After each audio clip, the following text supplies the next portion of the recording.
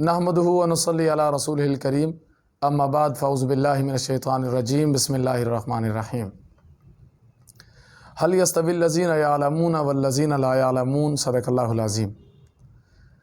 سامعین و ناظرین، اس وقت ایک پروپیگنڈا ہے، ایک نئی فضا ہے، اور یہ ایک ماحول بنایا جا رہا ہے کہ مولوی کو نشانہ بنا کر دین کو نشانہ بنایا جائے، کیونکہ براہ راست تو ہم دین کو نشانہ بنا نہیں سکتے، اور پتہ ہے کہ کوئی سرفرا اٹھ جائے گا اور وہ کام تمام کر جائے گا، تو اس کے لیے ہم اپنی بندوق مولوی کے کندھے پر رکھتے ہیں۔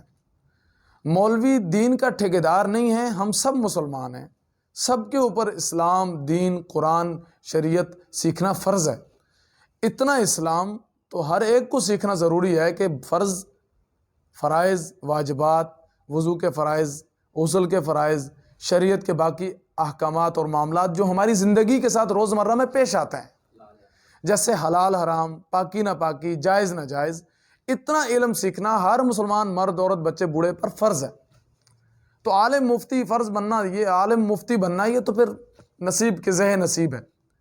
لیکن اب یہ کہنا کہ دین کے ٹھیکیدار ہیں، ٹھیکیدار نہیں ہے بھائی، یہ مولوی حضرات یہ دین کے چوکیدار ہیں۔ اس لیے پہلا نشانہ مولوی پر آتا ہے، اور جب کسی نے فیکٹری کو، دکان کو، مکان کو نقصان پہنچانا ہو تو وہ پہلے چوکیدار کو مارا جاتا ہے، پھر اندر جایا جاتا ہے۔ تو اسی لیے تانا زنی پہلے مولوی پر ہوتی ہے اور نشانہ اسلام ہوتا ہے۔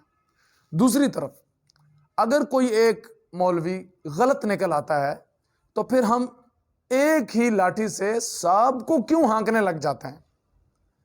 اگر ایک غلط ہے تو اسے غلط کہنا چاہیے۔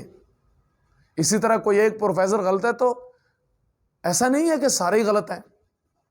ایسے بڑے بڑے دنیا میں پروفیسر ہیں جو تہجد گزار ہیں، جن کی نماز قضا نہیں ہوتی ہے،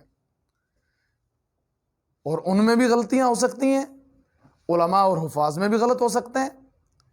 تو اللہ کے نبی صلی اللہ علیہ وسلم نے ایسے علماء کو علماء سو کہا ہے، اور فرمایا بلجام من النار، ان ایسے گنگے شیطانوں کو جو عالم کے روپ میں شیطان ہو، ایسوں کو اللہ کے نبی نے فرمایا بلجام من النار، ان کو آگ کی لگام پہنائی جائے گی۔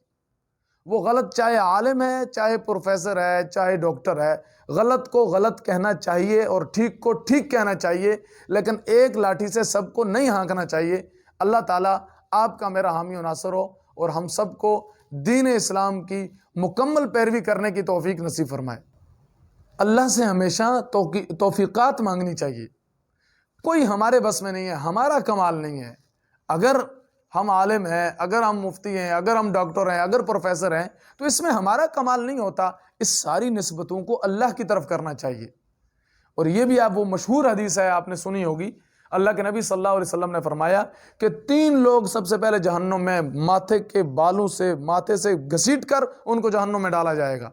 اس میں ایک مالدار ہوگا، ایک عالم ہوگا، ایک مجاہد ہوگا۔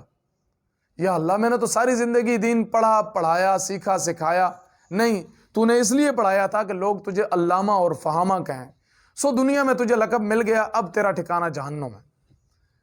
یا اللہ، میں نے تو ساری زندگی مال و دولت کمایا، تیری راہ میں خرچ کیا نہیں، تو نے اس لیے کمایا تھا کہ تیری تختیاں لگیں، تیرا بورڈ لگے، تیرا نام بنے، تو ایک کہے جی میں برینڈ ہوں، اور تو اپنے نام کی خاطر کیا تھا۔ جو دنیا میں تیرا نام بن گیا، میری رضا شامل نہیں تھی، یہ لو جہنم میں گھسیٹ کے ڈالا جائے گا۔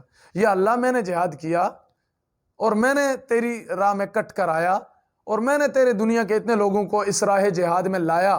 اللہ فرمائیں گے نہیں، تو نے کمانڈری کے لیے، تو نے عہدے کے لیے، منصب کے لیے یہ سب کیا تھا، لہٰذا تجھے دنیا میں تیرا نام مل گیا، لہٰذا سپہ سالاری کا نام تجھے مبارک، اب تجھے ماتھے کے بل گھسیٹ کے تجھے جہنم میں ڈالا جائے گا۔